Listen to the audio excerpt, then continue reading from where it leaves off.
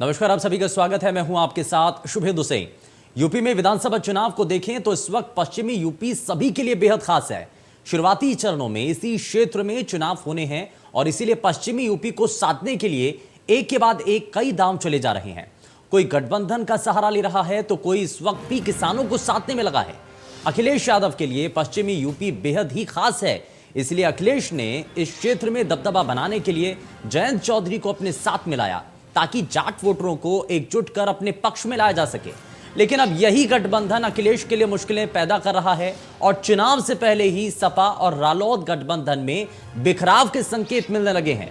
कई सीटों पर समाजवादी पार्टी और राष्ट्रीय लोकदल अपने अपने पसंद के प्रत्याशियों को उतारना चाहते हैं और अब मनमुटाव खुलकर के सामने भी आने लगा है। कई सीटों पर मुस्लिम और जाट प्रत्याशियों को लेकर के ठन गई है। अगर सिर्फ हम एक सीट की बात करें तो छपरौली विधानसभा सीट से पूर्व विधायक वीरपाल राठी और बड़ौद विधानसभा सीट से जयवीर सिंह तोमर के नाम की घोषणा की गई। लेकिन अब इसको लेकर सपा कार्यकर्ताओं के बाकी तेवर अब नजर आते हैं। बड़ौद में सपा कार्यकर्ताओं ने बैठक कर अपना गुस्से का इजहार किया और सपा सुप्रीमो अखिलेश यादव से मिलने की बात कही है। सपा नेताओं का कहना है कि बागपत जिले की 3 विधानसभा सीटों से एक पर कम से कम सपा प्रत्याशी को चुनाव लड़ाया जाना चाहिए था। भले ही फैसला लखनऊ के एक कमरे में ले लिया गया हो, लेकिन पश्चिमी यूपी के कई जिलों में सपा कार्यकर्ता आलाकमान के फैसले से नाखुश नजर आ रहे हैं। तो आज हम इसी मुद्दे पर चर्चा करेंगे कि क्या कार्यकर्ताओं के विरोध से अखिलेश को नुकसान उठाना पड़ेगा और क्या सीटों को लेकर एसपी और आरएलडी में जारी अनबन से बीजेपी को इसका फायदा होगा।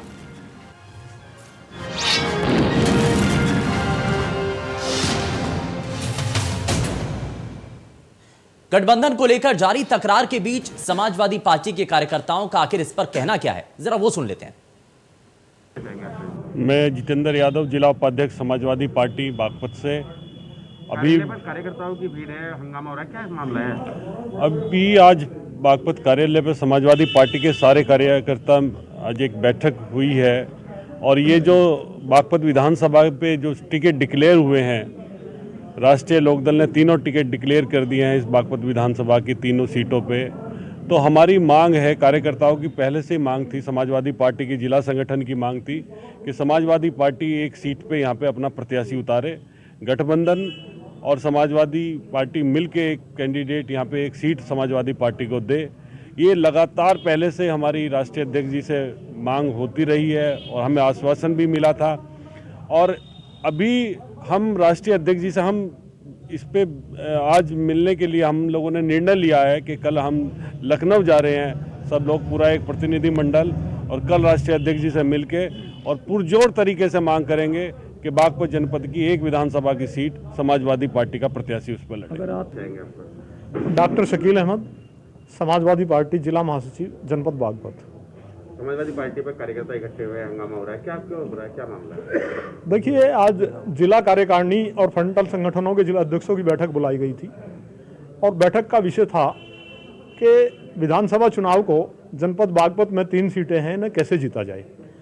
और ये तय हुआ है विधानसभा क्षेत्र बागपत के लिए कि सेक्टर बना के जो नेतागण हैं 5-5 की टोली बना के उन्हें कुछ एक सेक्टर की जिम्मेदारी दी गई है, प्रत्येक सेक्टर की। वो वहाँ जाके काम करेंगे, वोट बनवाएंगे, बढ़ाएंगे और प्रत्याशियों को लास्ट तक वोट पड़ जाए बूथ पे जाके, उसके लिए पूरे प्रयास किए जाएंगे। 2 और विधानसभा हैं, बड़ौद और छपरौली, उसके लिए कल या परसों में जल्द ही यही रणनीति वहाँ भी काम करेंगे। समाजवादी पार्टी के संगठन के लोगों को आपने सुना, इसमें जो जिला अध्यक्ष हैं, जिला उपाध्यक्ष हैं और संगठन के जो लोग हैं समाजवादी पार्टी के, वो ये कह रहे हैं कि हमें उम्मीद थी कि कम से कम एक सीट पर तो समाजवादी पार्टी के कैंडिडेट को उतारा जाए, लेकिन ऐसा हो नहीं पाया। लेकिन शुरुआत से जब हम ये मांग उठाते रहे, जब गठबंधन की चर्चाएं जोरों पर थी, उस वक्त से हम ये कहते रहे थे कि आपको कम से कम समाजवादी पार्टी को एक सीट पर तो अपना कैंडिडेट जरूर उतारना चाहिए ताकि आपका पश्चिमी यूपी के अंदर आप एक प्रतिनिधित्व करने के लिए एक चेहरा तो सामने हो। लेकिन ऐसा हो नहीं पाया क्योंकि गठबंधन की इस फेट में अपने कार्यकर्ताओं की बलि चढ़ गई। अब ऐसे में सवाल उठ रहा है कि अगर ऐसा नहीं होता है तो उसके आगे जो है हम एक बार फिर से संगठन में बात रखेंगे। अखिलेश यादव से हालांकि इसको लेकर के लखनऊ में मुलाकात भी हुई और ये कहा जा रहा है कि ये जो नाराजगी है उसको जो है आलाकमान तक पहुंचाया गया है, अखिलेश यादव तक पहुंचाया गया है, लखनऊ तक अपनी बात पहुंचा दी गई है। और ऐसे में जो बगावती तेवर इस वक्त जो नेताओं के नजर आ रहे हैं, संगठन से जुड़े हुए लोगों के नजर आ रहे हैं, क्या वाकई में इससे नुकसान समाजवादी पार्टी को होगा? अब बड़ा सवाल यह है कि समाजवादी पार्टी इस गठबंधन के आधार पर पश्चिमी यूपी के अंदर अपनी धाक जमाना चाहती थी, लेकिन क्या वाकई में जब अलग अलग सिरों पे अलग अलग जो ग्राउंड स्तर के जो नेता हैं, अगर वो इसका विरोध कर रहे हैं, तो क्या समाजवादी पार्टी का वोट आरएलडी को शिफ्ट हो पाएगा? क्योंकि यहां से कोई भी किसी भी सीट पर अभी तक समाजवादी पार्टी का कोई कैंडिडेट नहीं उतारा गया है, आरएलडी के सभी चेहरे हैं। तो क्या जो वोट शेयर है, जो समाजवादी पार्टी का जो जितना वोट है, क्या वो वोटर आरएलडी को शिफ्ट हो पाएगा? यह अपने आप में बड़ी चुनौती अब आरएलडी के लिए भी खड़ी हो चुकी है, क्योंकि आरएलडी के नेताओं के लिए अब बड़ी मुश्किल यह भी है कि गठबंधन में साथ मिलकर के चुनाव लड़ना था, लेकिन ऐसे में समाजवादी पार्टी के किसी भी कैंडिडेट को चुनावी मैदान में उतरता ना देख करके अब नेताओं के भीतर तो इसको लेकर बगावत के सुर बनते हैं। अब ये जो मुश्किल है वो आरएलडी के सामने भी है कि समाजवादी पार्टी का वोट जो है क्या वाकई में पास शिफ्ट हो पाएगा? जो नाराजगी इस वक्त नजर आ रही है, इसका फायदा आखिर किसको मिलने जा रहा है? पश्चिमी यूपी में बार बार यह कहा जा रहा है कि किसानों का दबदबा, और इसी दबदबे को देखते हुए आरएलडी के साथ समाजवादी पार्टी का गठबंधन। लेकिन इस गठबंधन में जो अभी चीजें नजर आ रही हैं, जो विरोध पार्टी के भीतर के अंदर नजर आ रहे हैं, क्या वाकई में वो स्तर पर हैं? वो अभी तस्वीरों के जरिए जो नजर आ रहे हैं, क्या वाकई में वोटों में भी उसका प्रभाव देखने को मिलेगा? और खास करके पश्चिमी यूपी के अंदर भारतीय जनता पार्टी के लिए बार बार ये कहा जा रहा था कि किसानों के इस आंदोलन की वजह से बीजेपी इसमें बैकफुट पर थी, लेकिन क्या परिस्थितियां बीजेपी के लिए आज भी वही हैं जो कि इससे पहले किसान आंदोलन जब चल रहा था उस वक्त थी? क्या अब चीजें पहले के मुकाबले भारतीय जनता पार्टी के लिए बदल चुकी हैं? क्या पहले के मुकाबले संभावनाएं बीजेपी के लिए ज्यादा हो चुकी हैं? वहीं दूसरी तरफ अगर समाजवादी पार्टी का कोई भी कैंडिडेट अगर इस पूरे क्षेत्र में नहीं उतरता है, तो इससे समाजवादी पार्टी के कार्यकर्ताओं के अंदर जो नाराजगी है, क्या उसका बेनिफिट बीजेपी को मिल सकता है? ये बहुत सारी ऐसी चीजें हैं, जरा इन्हीं सभी चीजों को हम समझने की कोशिश करेंगे। एक बड़ा और खास पैनल हमारे साथ कार्यक्रम में जुड़ेगा जिनसे हम ये समझने की कोशिश करेंगे, लेकिन गठबंधन को आखिर क्या नुकसान हो रहा है, जरा वो आप देखिए और समझिए। गठबंधन में जो बिखराव की स्थिति आज बन रही है, क्या उसके संकेत मिल रहे हैं? क्योंकि बागपत में सपा कार्यकर्ताओं ने अपने बागी तेवर दिखाए, और इसमें चाहे जिला उपाध्यक्ष हो, चाहे तमाम संगठन के समाजवादी पार्टी के लोग हों, क्योंकि सभी प्रत्याशी आरएलडी की तरफ से उतारे गए। सपा कार्यकर्ता 3 सीट में से 1 सीट पर सपा के जो कैंडिडेट है उसको चाहते थे। आरएलडी के नेता मेरठ की 2 सीट अपने खाते में चाहते हैं। गठबंधन में बिखराव से बीजेपी को इसका फायदा पहुंच सकता है, लेकिन कितना फायदा होगा जरा ये भी जानेंगे, ये भी समझने की हम कोशिश करेंगे। लेकिन असल मायने में जनता तो ये चाहती है कि पश्चिमी यूपी में आखिर क्या चल रहा है, और हालांकि अभी लोगों के मन में बहुत सारी शंकाएं हैं, बहुत सारे सवाल भी हैं। हालांकि जनता अपने मन में तय कर चुकी है कि किस तरफ उनको जाना है, लेकिन साथ ही साथ आप जरा ये सियासी समीकरण भी देखिए। गठबंधन करने का मकसद यही था, क्योंकि एक बड़े पैमाने पर यह गठबंधन किया गया है, और इस गठबंधन में समाजवादी पार्टी के सामने सबसे बड़ी चुनौती यह है कि सभी दलों को अपने साथ बांध करके चलना भी है। अब ऐसे में उनकी जो सीटों को लेकर के ख्वाहिश है उसको पूरा भी करना है, उसको बैलेंस भी करना है। वहीं दूसरी तरफ अपने पार्टी के कार्यकर्ताओं को भी मना करके रखना है। उनमें अगर कहीं कोई नाराजगी होती है, जाहिर तौर पर इसमें जो सीटों का एलोकेशन होगा उसमें कुछ हद तक नुकसान समाजवादी पार्टी को भी उठाना पड़ेगा। यानी कि उनके जो कार्यकर्ता हैं, उनके जो प्रत्याशी होंगे, वो जो है उनकी संख्या पहले के मुकाबले कम हो जाएगी, क्योंकि इसमें गठबंधन के जो बाकी साथी हैं उनको भी इसमें जगह देनी है।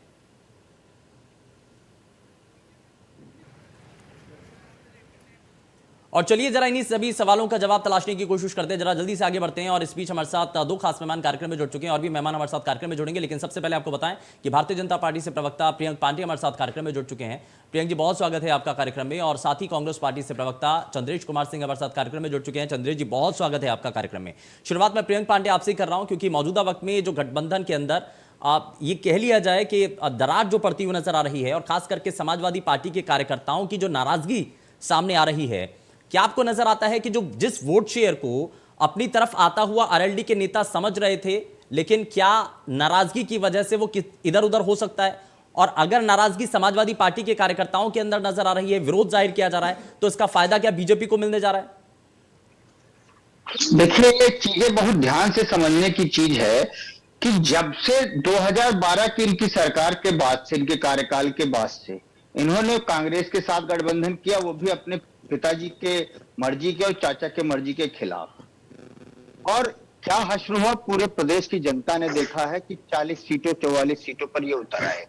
फिर इन्होंने 2019 में गठबंधन किया लोकसभा चुनाव में, और उसमें भी इनका क्या हश्र हुआ, बहन जी के साथ इन्होंने गठबंधन किया और उस गठबंधन का क्या नतीजा रहा है ये भी सबने देखा है।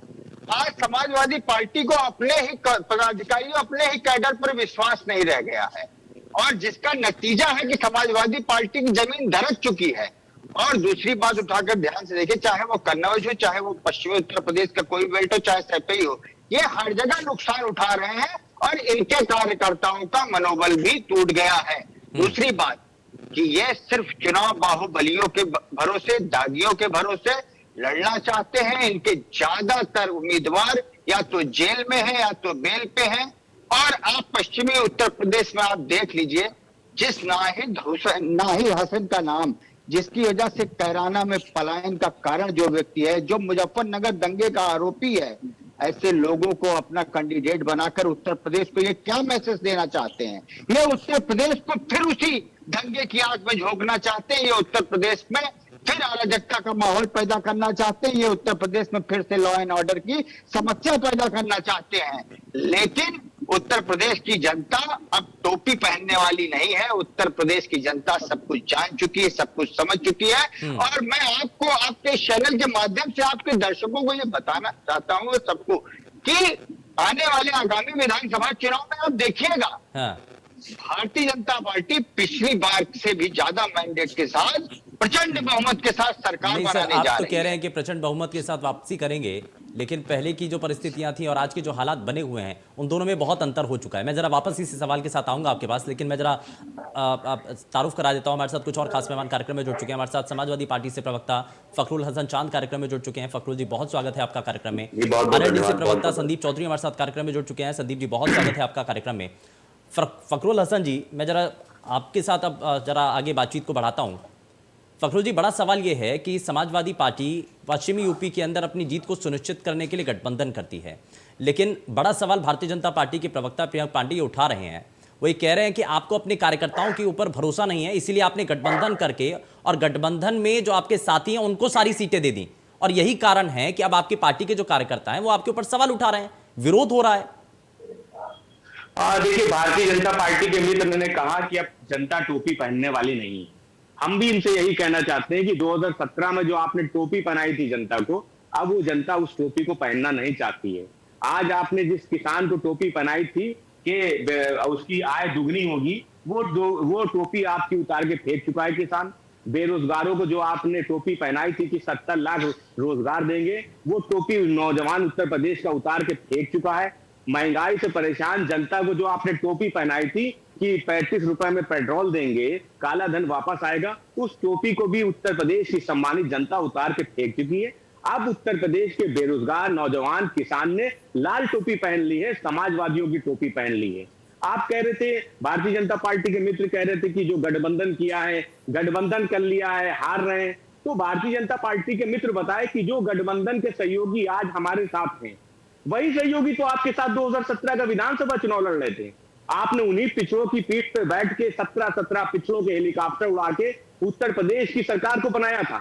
और उत्तर प्रदेश के पिछड़ों की पीठ पे बैठने के बाद आपने किस तरीके की सरकार बनाई, चलाई, किस तरीके से आपने शिक्षक भर्ती में आरक्षण को खाने का काम किया, ये उत्तर प्रदेश का नौजवान जानता है, बेरोजगार जानता है। आप पश्चिमी उत्तर प्रदेश की बात कर रहे हैं कि गठबंधन में सीट दे दी, हमारे समाजवादी पार्टी के कार्यकर्ता परेशान है, नेता परेशान है। अरे आप हमारी फिक्र क्यों कर रहे हैं? आप अपनी फिक्र कीजिए कि आपको किसान गांव में घुसने नहीं दे रहा है। आप अपनी फिक्र कीजिए कि किसान नेता आपके मंच पे चढ़ के आपके नेताओं को थप्पड़ मार रहे हैं। तो आप अपनी फिक्र कीजिए, समाजवादियों की फिक्र छोड़ दीजिए। अच्छा, ठीक है, मैं ठीक है, इसमें एक सवाल और जोड़ देता हूं मैं। फखरुल जी, एक मिनट जरा सुनिए तो सही, सवाल तो सुन लीजिए। मैं आपसे ये जानना चाह रहा हूं कि पश्चिमी यूपी के अंदर बागपत बड़ौत इलाके में क्या अभी तक भी समाजवादी पार्टी के जो जिला स्तर के जो संगठन के लोग हैं आपके, शिकायत पहुंची है क्या? नाराजगी से पहले भी जाहिर की जा रही थी, वो कह रहे थे कि हमने तो पहले भी बात पहुंचाई है लखनऊ तक, बात पहुंची है अब तक? नहीं, देखिए हमारा तो लोकतांत्रिक संगठन है, लोकतंत्र है, सब अपनी बात कहते हैं, संगठन के लोग भी अपनी बात कहते हैं। आज अंतिम निर्णय राष्ट्रीय अध्यक्ष जी का होता है, जो पार्टी हित में होगा वो फैसला लिया जाता है। समाजवादी पार्टी के लोग जो जिनकी सीट पे हमें गठबंधन के लोगों को उतारना पड़ा है, हम समझते हैं हम तो पहले से तैयार करने के लिए तैयार थे। समाजवादी पार्टी, लेकिन संगठन के आपके जो कार्यकर्ता हैं वो तैयार नहीं है। वो नाराजगी नहीं, जता रहे हैं। बिल्कुल। अब ऐसे में मुश्किल तो आपके गठबंधन के लिए हो जाएगी ना। देखिए, जो आरएलडी आपके देखिए, साथ चुनाव लड़ रही है, जिसने सभी सीटों पर अपने कैंडिडेट उतार दिए हैं, अब उनके लिए बड़ी चुनौती हो जाएगी, क्योंकि समाजवादी पार्टी का जो वोट शेयर है, क्या वो ट्रांसफर आप कर पाएंगे आरएलडी के लिए? देखिए, समाजवादी पार्टी के लोग त्याग करने को तैयार थे। हम आदरणीय अखिलेश यादव जी को मुख्यमंत्री बनते हुए देखना चाहते हैं। आज बेरोजगार किसान, महंगाई से परेशान जनता परिवर्तन चाहती। हम नहीं समझते कि कार्यकर्ता कहीं जा रहे हैं। हमारा घर परिवार है, हो सकता है कहीं पर नाराजगी हो, लेकिन वो नाराजगी इतनी बड़ी नहीं है जो उत्तर प्रदेश की योगी सरकार 5 साल चली है, जन विरोधी सरकार चली है। ठीक है, आप कह रहे हैं कि इतनी बड़ी ये नाराजगी नहीं है, इसको बैलेंस कर लिया जाएगा। मैं जरा संदीप चौधरी जी को भी जोड़ रहा हूं। संदीप जी, गठबंधन में चुनाव लड़ रहे हैं, आरएलडी की तरफ से कैंडिडेट अगर मैदान में उतर गए तो समाजवादी पार्टी के कार्यकर्ताओं में नाराजगी होना लाजमी है, क्योंकि वो भी एक लंबे समय से इंतजार कर रहे थे इसी समय का, जब वो भी चुनावी मैदान में अपनी जोर आजमाइश करते और अपनी ताकत को परखते, लेकिन अब उनको मौका नहीं मिल पा रहा है। आपको लगता है कि आरएलडी के पास जो वोट शेयर समाजवादी पार्टी का आना चाहिए था, वो आ पाएगा आने वाले समय में? देखिए, मैं आपको बता दूं, आज समस्या ये नहीं है कि किसको टिकट मिला है, किसको टिकट नहीं मिला है। आज समस्या ये है कि जनता अपने आप को ठगा हुआ महसूस कर रही है। जो वादे किए गए थे, आप मुझे ये बताइए, आज भारतीय जनता पार्टी चुनाव के लिए तैयार हो चुकी है। क्या कहीं किसी रैली में इन्होंने जनता से ये पूछा कि 100 स्मार्ट सिटी देने का वादा हमने किया था, तुम्हें मिल गए क्या? क्या इन्होंने किसी से, जनता से कहीं पूछते हुए आपको दिखाई दिए कि हमने महंगाई कम करने का वादा किया था, महंगाई कम हुई क्या? इन्होंने क्या कहीं ये पूछा कि हमने कहा था 2 करोड़ रोजगार हर साल मिलेंगे, तुम लोगों को रोजगार मिल रहे हैं ना? जैसे वो हाथ उठा करके पूछते हैं। इन्होंने कहा था काला धन आएगा, क्या कहीं किसी रैली में इन्होंने पूछा जनता से कि काला धन आ गया क्या? क्या किसी से पूछा 15-15 लाख रुपए आ गए क्या? क्या इन्होंने पूछा कि बहू बेटियों की सुरक्षा हो रही है? आपको भी मालूम होगा रात में किस तरीके से प्रशासन गरीब की बेटी को जलाने का काम करता है। आपने देखा किसान की आय दोगुना हो गई, कहीं पूछा क्या इन्होंने? किसानों को रौंदने का काम करते हैं, गाड़ियां चढ़ाने का काम करते हैं, और उसके बाद भी अपने मंत्री को बचाने का काम करते हैं। तो आज समस्या इन चीजों की है। जनता इन चीजों के खिलाफ लड़ रही है, जनता बदलाव के लिए लड़ रही है। जनता आज ये नहीं देख रही है कि टिकट किसको दिया गया है, जनता केवल भारतीय जनता पार्टी को हटाने के लिए लड़ रही है। नहीं, लेकिन कार्यकर्ता किसी और तरफ जा रहे हैं ना। कार्यकर्ताओं में तो नाराजगी है ना समाजवादी पार्टी की। नहीं, अगर आरएलडी का वोट शेयर अगर आपके पास रहता है कि आप जाट बहुल इलाके में जाटों का आपको समर्थन मिल गया, लेकिन समाजवादी पार्टी का जो वोट बैंक है, जिसकी शिफ्टिंग को लेकर के बार बार इससे पहले भी बात उठ रही थी, अगर कार्यकर्ता नाराज है, बेशक अखिलेश यादव ने कह दिया, लेकिन जो कार्यकर्ता है उसकी भी तो चलेगी ना। देखिए, कार्यकर्ता में किसी एक व्यक्ति को टिकट मिलता है, कोई एक व्यक्ति नाराज हो सकता है, 2 व्यक्ति नाराज हो सकते हैं, लेकिन लोगों की नाराजगी का इससे पता चलता है। वो बीजेपी नेताओं के पीछे भागते हैं, बीजेपी नेताओं को थप्पड़ मारते हैं कि आपने क्या वादा किया था, आज वो वादे पूरे क्यों नहीं हुए? तो लोग ठगा हुआ महसूस कर रहे हैं बीजेपी से, बीजेपी नेताओं से। और बीजेपी के नेता ये जो पार्टी छोड़कर भाग रहे हैं, आपने देखा मंत्री छोड़कर भाग रहे हैं, विधायक छोड़ करके भाग रहे हैं। तो आज बीजेपी पूरी तरीके से हाशिए पर है और इनका मनोबल टूट चुका है। अयोध्या से लड़ने वाले योगी जी अपने घर में गोरखपुर पहुंच चुके हैं। तो सोचिए, सुरक्षित सीट की तरफ क्यों भाग रहे हैं, क्या कारण है? इसका मतलब भाजपा हार चुकी है।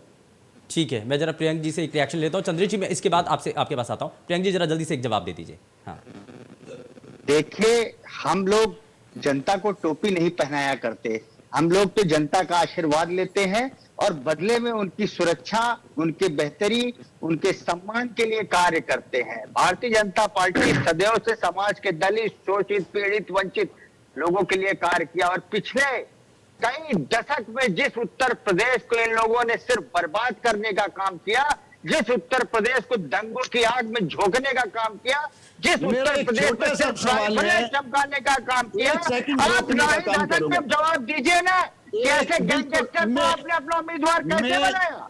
नहीं, एक चीज मैं पूछना चाह रहा हूँ प्रियंक पांडे जी, एक मिनट जरा। संदीप जी, एक मिनट। प्रियंक पांडे, किसान आंदोलन की वजह से जो दूरियां भारतीय जनता पार्टी की और किसानों के बीच में बन गई थी, आप खास करके पश्चिमी यूपी के अंदर तो दूरियां ज्यादा बन गई थी, ये कहा जा रहा है। क्या वो दूरियां कम हो पाई हैं, और क्या अब आपके लिए, भारतीय जनता पार्टी के लिए परिस्थितियां बदल चुकी हैं? देखिए, मैं आपको ये बताना चाहता हूं कि जितना काम भारतीय जनता पार्टी ने पिछले 5 साल की उत्तर प्रदेश सरकार ने किया है किसान भाइयों के लिए, उतना कई दशक में काम नहीं हुआ।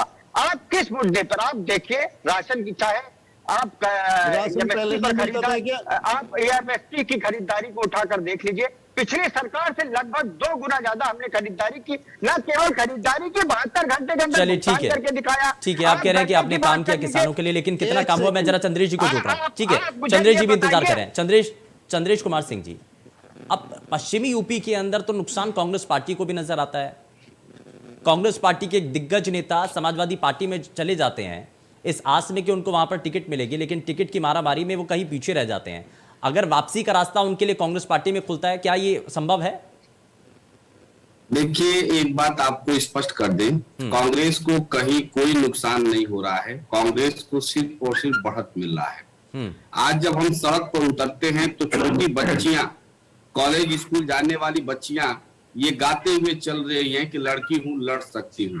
यानी कि उत्तर प्रदेश की आधी आबादी तो ऐसे ही कांग्रेस पार्टी के साथ है। नौजवान बेरोजगार कांग्रेस पार्टी के साथ है। अभी भारतीय जनता पार्टी के प्रवक्ता बहुत बड़ी बड़ी बातें कह रहे थे। वर्ल्ड इकोनॉमिक फोरम का अभी एक रिपोर्ट आया है जिसमें यह बताया गया है कि पिछले साल की तुलना में इस साल अरबपतियों की संख्या 142 हो गई है और इनकी कुल संपत्ति भारत की 40% आबादी की कुल संपत्ति से भी ज्यादा है। और वही दूसरी तरफ रिपोर्ट ये कह रहा है कि भारत में 84% परिवारों की आय में कमी हुई है। तो यह व्यापक जो है आर्थिक विषमता जो भारत में देखने को मिल रहा है, मोदी सरकार के अंतर्गत देखने को मिल रहा है, ये चौंकाने वाला है और यह बताने के लिए पर्याप्त है कि मोदी सरकार ने गरीबी और अमीरी के बीच खाई को बढ़ाने का काम किया है। पिछली साल अरबपतियों की संख्या 102 थी, इस साल 142 हो गई। एक साल में करीब 40 अरबपति बढ़े और 84% परिवारों की आय में कमी हो गई। ये आंकड़े बताने के लिए पर्याप्त है कि मोदी सरकार ने भारत को बर्बाद करने का काम किया है। आप बातें बहुत लंबी लंबी कर सकते हैं, आंकड़े क्या कह रहे हैं? वर्ल्ड इकोनॉमिक फोरम का रिपोर्ट हमने आपके सामने रखा, नीति आयोग का रिपोर्ट कर रहा है कि उत्तर प्रदेश भारत में गरीबी में नंबर 1 पर, मानवाधिकार आयोग का रिपोर्ट क्या है? ये रिपोर्ट हम तो बनाते नहीं, तो उत्तर प्रदेश मानवाधिकार उल्लंघन के मामले में नंबर 1 पर। अब एक बात तो ये हो गई कि भाजपा पूर्ण रूप से असफल है और महिला, नौजवान, किसान, मजदूर भाजपा के साथ बिल्कुल नहीं जा रहे हैं, लेकिन वो समाजवादी पार्टी के अपराध और गुंडागर्दी को, प्रशासनिक भ्रष्टाचार को बिल्कुल भूले नहीं है। और उन्हें मालूम है कि समाजवादी पार्टी का चाल चरित्र वही है जो वर्तमान में भाजपा का है। ठीक है, ठीक है, बड़ा आरोप है, बड़ा आरोप है। ठीक है सर, ठीक है, मैं जरा समय थोड़ा सा कम है, फखरुल हसन को भी जोड़ रहा हूं मैं। हाँ, समय थोड़ा सा कम है सर, मैं एक रिएक्शन ले लेता हूं। फखरुल हसन जी, हमारा सवाल ये है कि अगर जो आरोप लगाया जा रहा है, चंद्रेश कुमार कांग्रेस पार्टी के प्रवक्ता ये आरोप लगा रहे हैं कि अगर बीजेपी से जनता त्रस्त है, अगर वोट शेयर शिफ्ट होता है कहीं भी, तो उसमें ऑप्शन आप नहीं है, क्योंकि जैसा कि चंद्रेश कुमार जी आरोप लगा रहे हैं कि पहले दंगा, जिस तरीके की चीजें होती थी, वो सभी लोगों के जहन में आज भी हैं, वो याद है लोगों को। फखरुल हसन जी, देखिए, कांग्रेस उत्तर प्रदेश में कहीं लड़ाई में नहीं है। चलिए ठीक है, मैं काफी के साथ रोक रहा हूं सर। इस बीच एक बड़ी खबर का रुख कर लेते हैं। इस बीच एक बड़ी जानकारी सामने आ रही है। यूपी के चुनावी समर में दीदी की एंट्री हो चुकी है और इस बीच बड़ी जानकारी, अखिलेश के लिए ममता बनर्जी प्रचार करेंगी और दीदी की एंट्री अब उत्तर प्रदेश में हो चुकी है। लखनऊ और वाराणसी में वर्चुअल रैली होगी। 8 फरवरी को अखिलेश ममता की साझा वर्चुअल रैली होगी। यह स्पीच, बड़ी जानकारी मिल रही है। यानी कि अब उत्तर प्रदेश की सियासत में एक और एंट्री हो चुकी है। आजम खां के बेटे को टिकट दे सकती है समाजवादी पार्टी। अब्दुल्ला आजम को एसपी से टिकट मिल सकता है। तो यह स्पीच, बड़ी जानकारी मिल रही है। और आज अखिलेश से अब्दुल्ला आजम ने मुलाकात की है। जेल से बाहर आने के बाद यह मुलाकात हुई है। आजम खां के बेटे को समाजवादी पार्टी टिकट दे सकती है। तो यह स्पीच, बड़ी जानकारी और अहम जानकारी मिल रही है।